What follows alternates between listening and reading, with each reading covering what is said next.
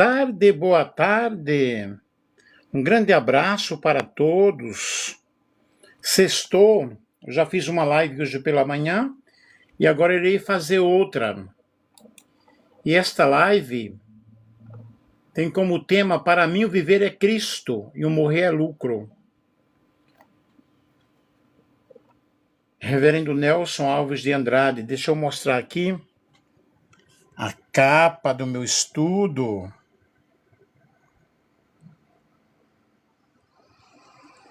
Ó,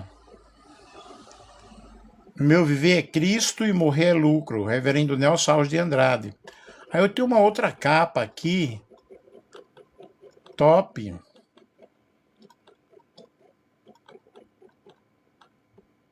Para mim o viver é Cristo e o morrer é lucro. Filipenses capítulo 1, versículo 21.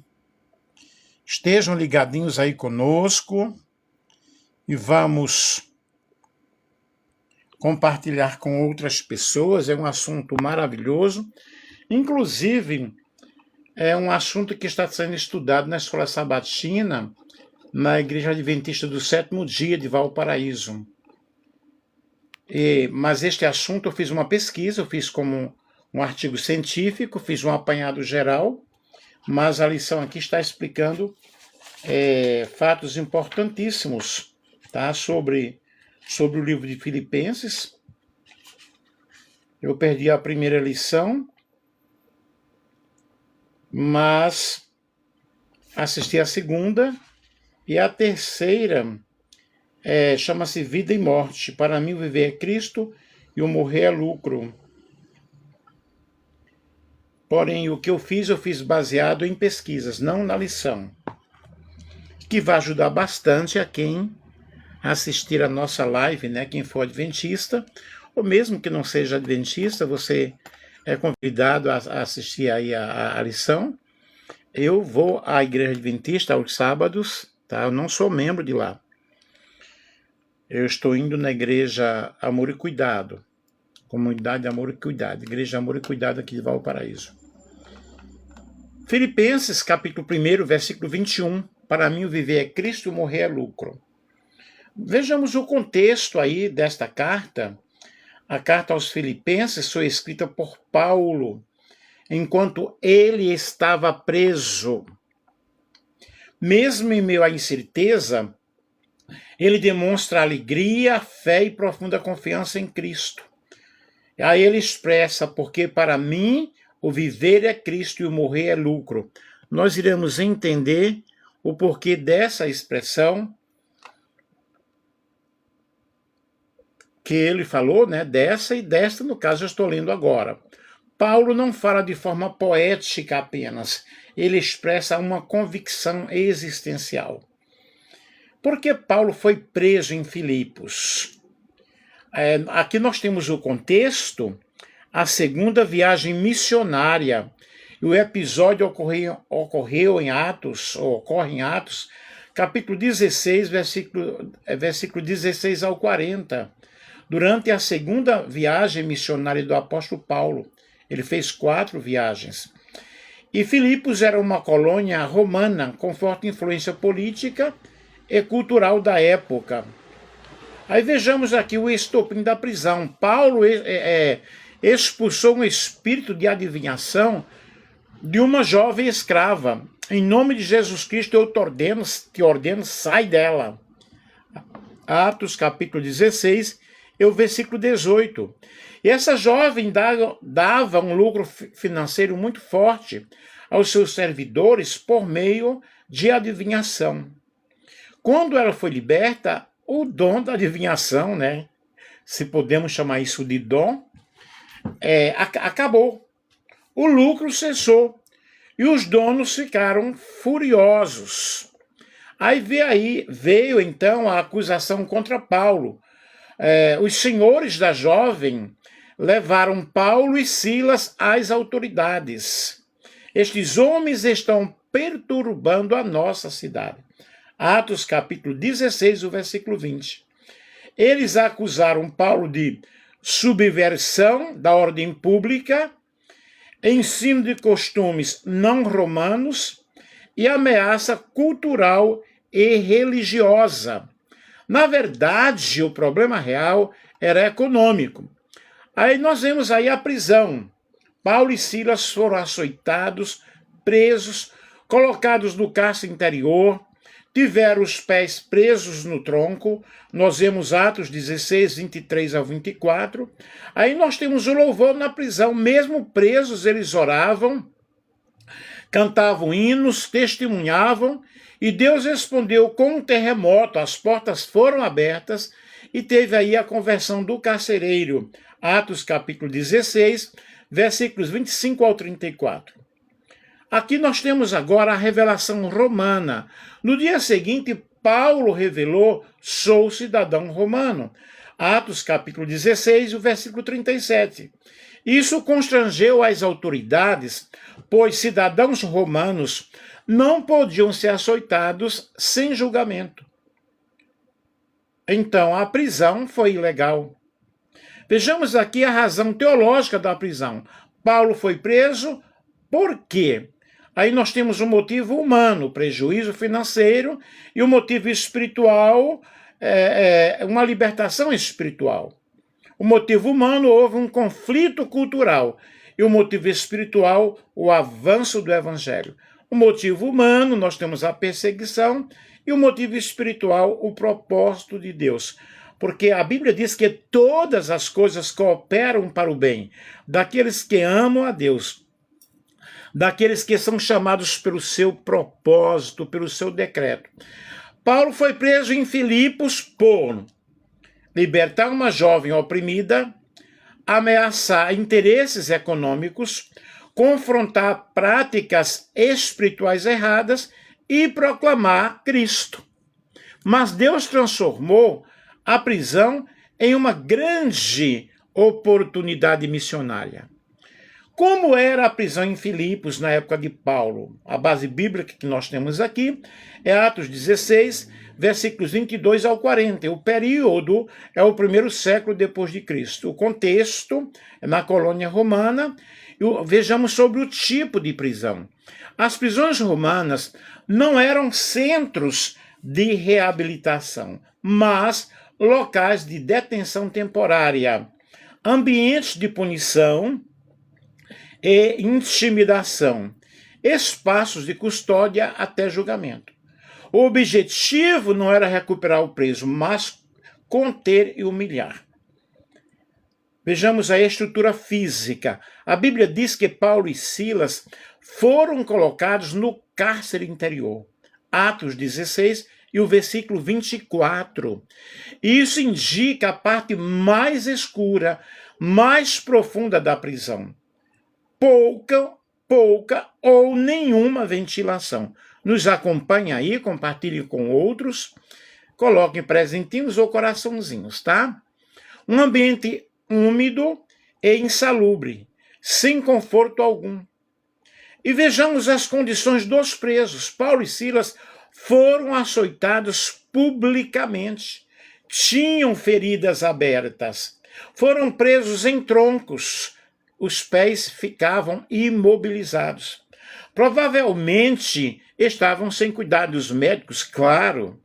O tronco causava dor constante, postura forçada e agravamento das feridas. A higiene e a alimentação, pouca ou nenhuma limpeza. Alimentação mínima, presença de ratos e insetos. Os presos dependiam de amigos ou familiares para a comida. Vejam que situação deplorável, que situação miserável. Segurança, o carcereiro tinha responsabilidade total. Se algum prisioneiro fugisse, o carcereiro pagava com sua própria vida. Isso confere com Atos, capítulo 16, e o versículo 27. Por isso, as portas eram reforçadas, os guardas super atentos e presos no cárcere interior. Vejam, o clima emocional não era fácil.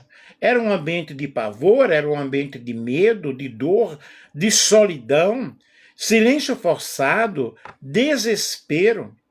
E por isso o louvor de Paulo e Silas foi extraordinário. Por volta da meia-noite oravam e cantavam hinos a Deus. Atos 16 e 25. Qual é o significado teológico de tudo isso?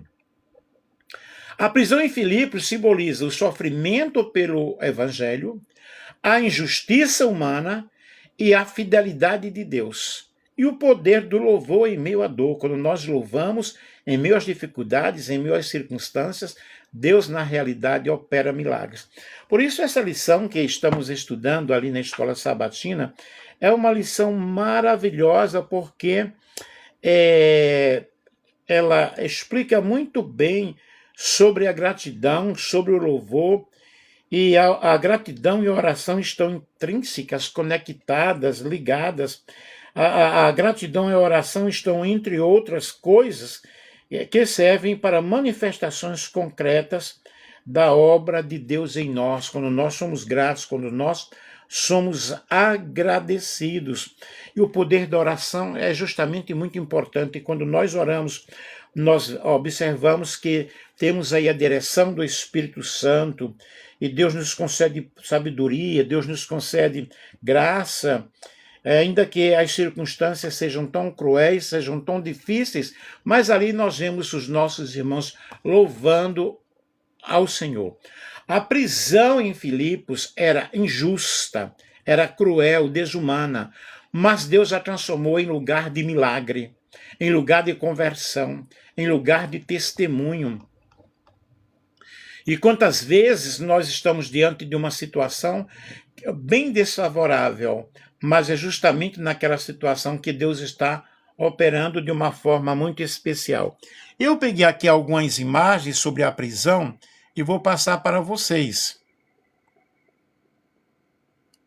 Observe aqui, nós temos essa primeira imagem, né?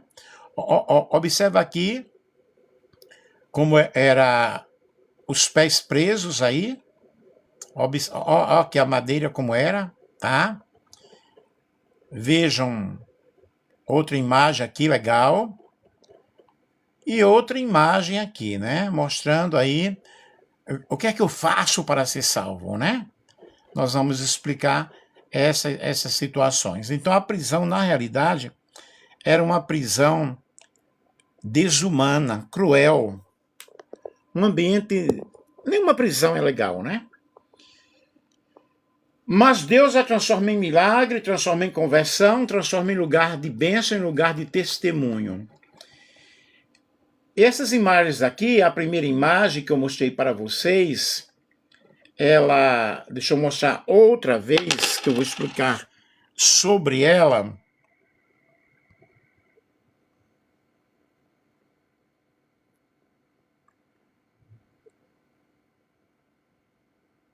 Essa primeira imagem aqui, veja, eu vou explicar sobre ela.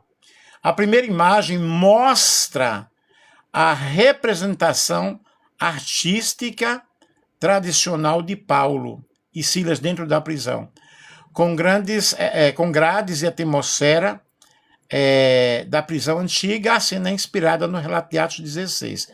A segunda imagem, que é essa aqui, ó, essa imagem aqui, ela é outra ilustração artística da prisão, com o carcereiro e prisioneiros, mostrando o ambiente de pedra e a escuridão típico de cárceres antigos. Está aqui, ok? E a terceira imagem, eu não peguei a quarta, significa, na realidade, ilustrações clássicas que representam a cena de Paulo e Silas cantando e acorrentados, como muitos artistas têm retratado aí ao longo dos séculos. Nós vemos essas imagens aí bem claras, mostrando, trazendo essas ilustrações para que nós possamos melhor compreender sobre a nossa explicação. Explicando muito bem aí o texto que nós estamos desenvolvendo. E nós vemos várias imagens que até mostram restos arqueológicos associados ao local da prisão, né? Deixa eu ver se eu encontro aqui ainda mais os restos arqueológicos da prisão de Filipos, ou em Filipos, né? Deixa eu ver se eu vejo aqui alguma coisa. A igreja em Filipos, nós temos várias imagens aqui. Deixa eu ver aqui. O nome da cidade, vejamos da cidade, pertence a Filipe, nome de uma cidade da Macedônia, chamada antigamente Crêmides, ou lugar das fontes. Estava situado dentro dos limites da antiga Trácia. Em 356 a.C., Filipe II da Macedônia anexou o país até o rio Nestos, incluindo a cidade que ele alargou e fortaleceu, dando-lhe seu nome. E nos arredores existiam ricas minas de ouro e de prata que muitos ajudaram a Filipe a realizar os seus planos. Nós temos muitas situações aqui, né? Deixa eu ver aqui. Restos da cidade. Escavações.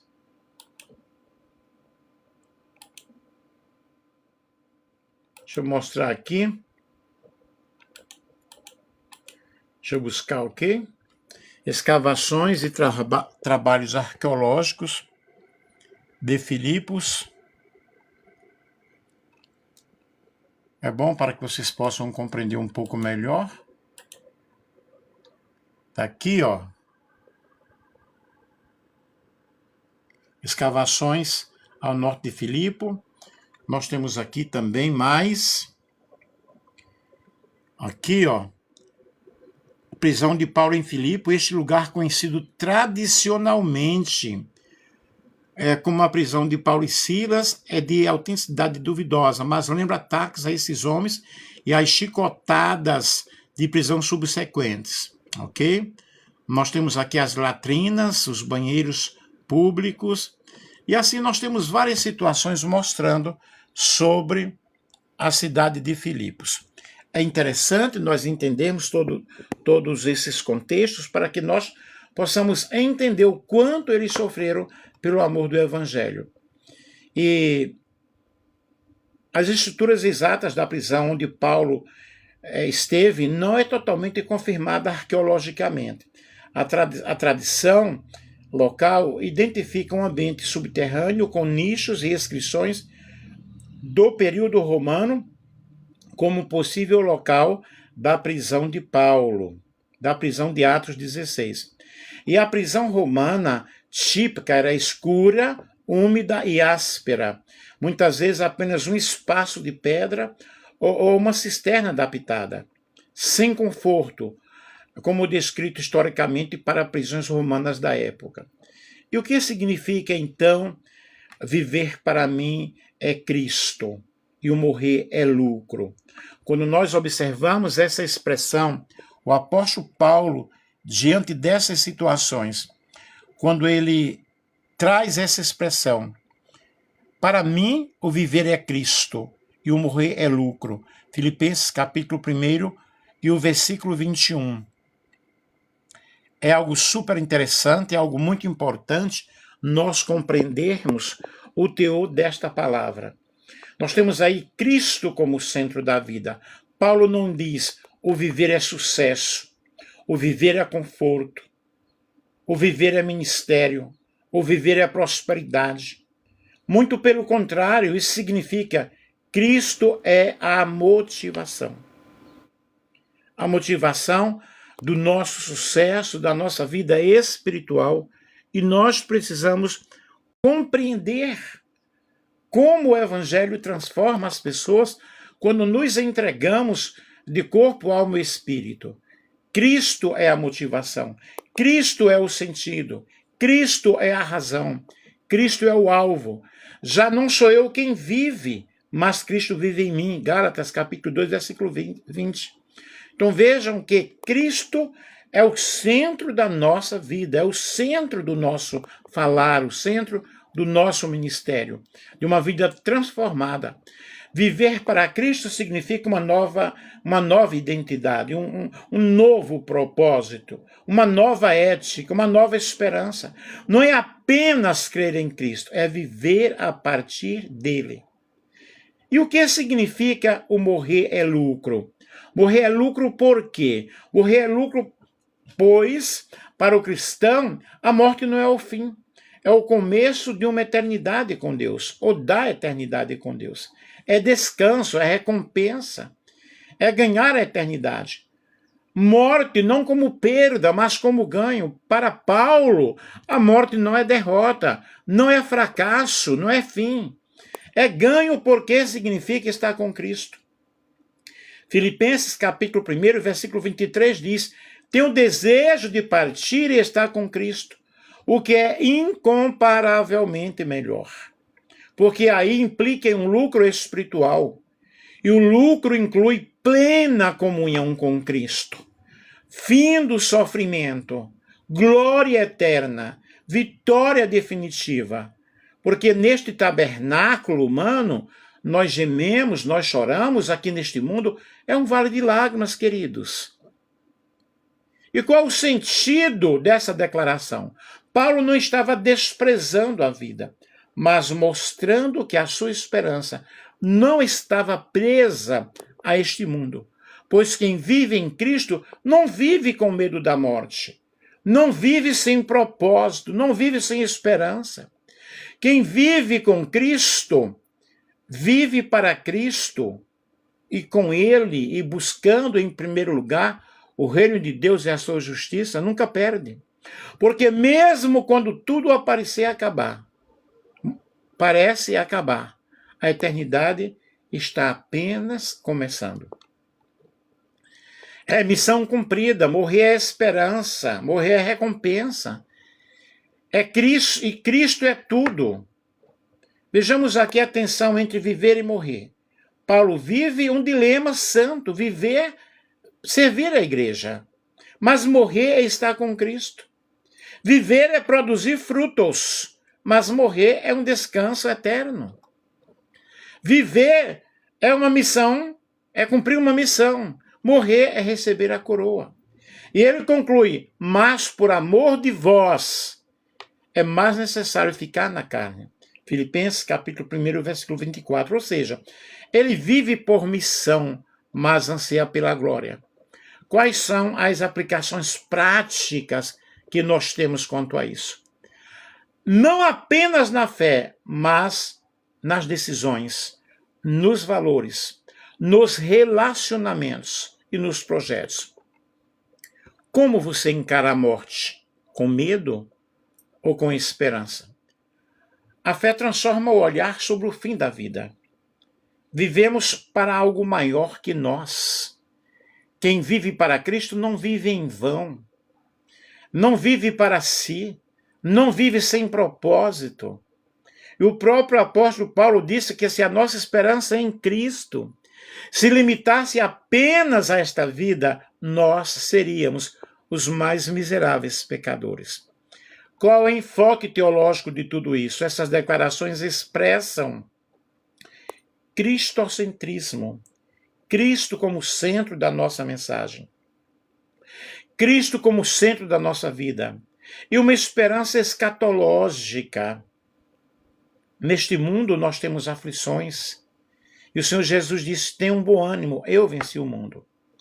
E é ter uma espiritualidade madura. É a teologia da cruz e da glória. Enquanto nós estamos aqui, nós estamos em um mundo de sofrimento, em um mundo de dores, em um mundo de incertezas. Muito obrigado aí pelos coraçõezinhos, continue enviando. Mas nós temos a teologia da glória de Deus, a esperança da vida eterna. Paulo une sofrimento presente e glória futura. A expressão partir e estar com Cristo vem de Filipenses 1:23, onde o apóstolo Paulo diz: tenho o desejo de partir e estar com Cristo, o que é incomparavelmente melhor. O que Paulo quis dizer com isso? Paulo estava falando sobre a morte do crente. como um encontro com Cristo.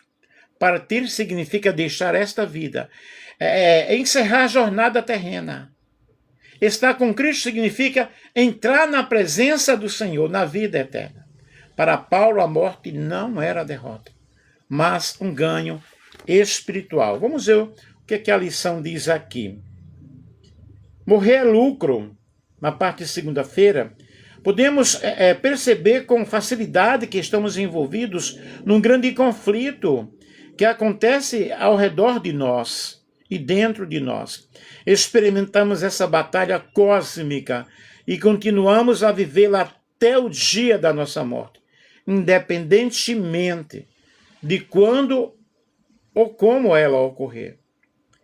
Aí, com base nessa guerra que nós enfrentamos todos os dias, Paulo, em 2 Coríntios, capítulo 10, versículo 3 ao 6, fala que as armas espirituais mais poderosas são as ideias, sejam corretas ou erradas. Satanás utiliza ferramentas como a crítica, a traição, o constrangimento, o medo, a pressão social e muitas outras que o cristão jamais deveria usar. Por outro lado, somos chamados a empregar o amor, a misericórdia, a paz, a mansidão, a paciência, a bondade, o domínio próprio. E nossa arma mais poderosa, quando utilizada com sabedoria, é a espada do Espírito, que é a palavra de Deus. Efésios capítulo 6, versículo 17. Afinal, somente Deus pode levar a verdade ao coração das pessoas. Nós somos apenas instrumentos nas mãos do Senhor para realizar o seu propósito. Então, não era desejo de morrer, mas de estar com Cristo. E o que Paulo quis dizer com isso? Essa passagem tem sido mal interpretada ao longo dos séculos. No verso para memorizar desta semana, Paulo falou sobre as diferenças entre viver e morrer. O cristão vive para Cristo e pode até morrer por ele. Nesse sentido, a morte é lucro, pois nosso testemunho se torna mais poderoso e convincente. Filipenses, capítulo 1, e o versículo 1. Ou seja, o versículo 21. Quando estamos dispostos a dar a nossa vida por causa da nossa crença, provamos que a nossa fé realmente é verdadeira. No entanto, nós devemos reconhecer a realidade da morte. Os mortos não sabem nada e estão descansando, né? Mas quando nós começamos a entender esse outro lado da vida espiritual, nós vamos nos regozijando no Senhor. Paulo não estava cansado da vida nem buscando a morte. Ele amava a missão, ele amava a igreja, amava o ministério. O que ele desejava era a comunhão plena com Cristo. Porque aqui nesta terra, aqui neste mundo, nós não temos comunhão plena. Para Paulo, morrer era descanso das lutas, fim do sofrimento, encontro com Jesus e recompensa eterna. Por isso ele diz, muito melhor. Mas ele escolhe ficar por amor à missão, por amor à obra.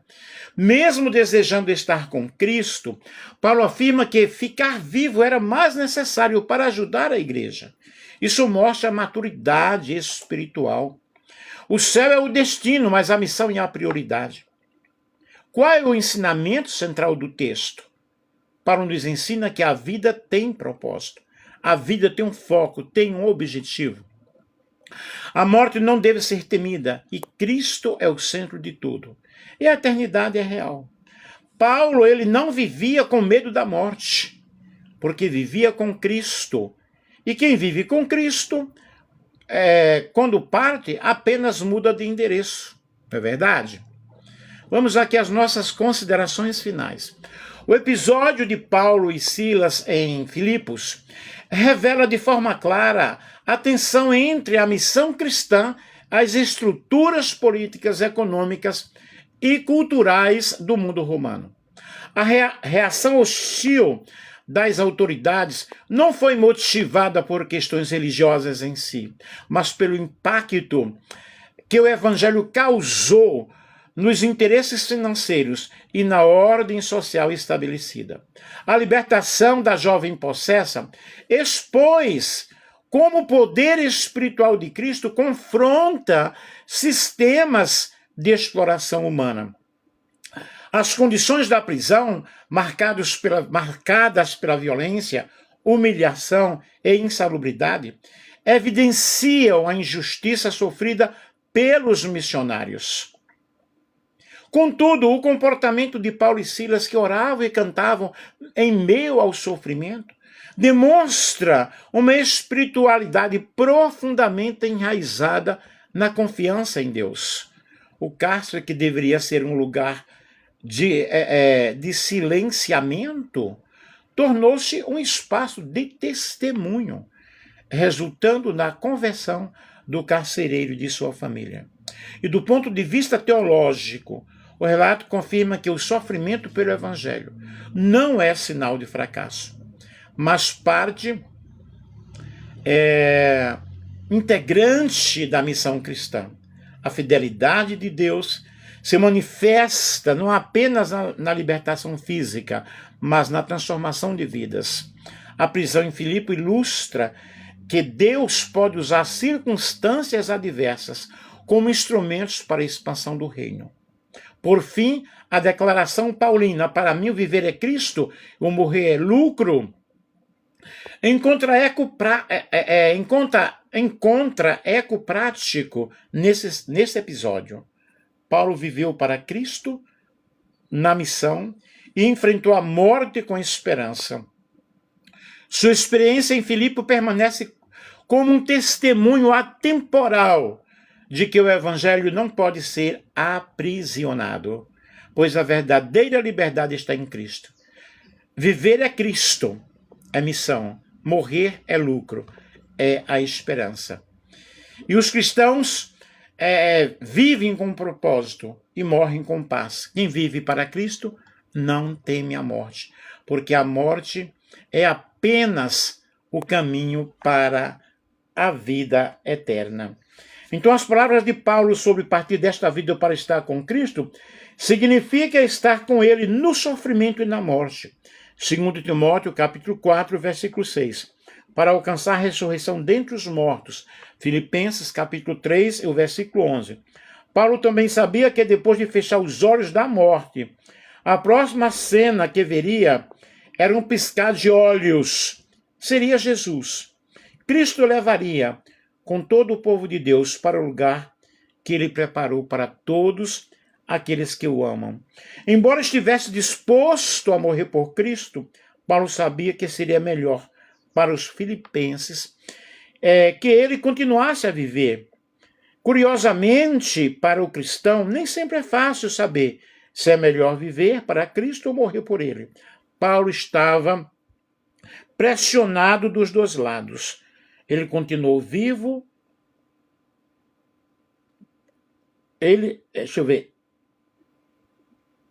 Entre continuar vivo ou descansar na sepultura.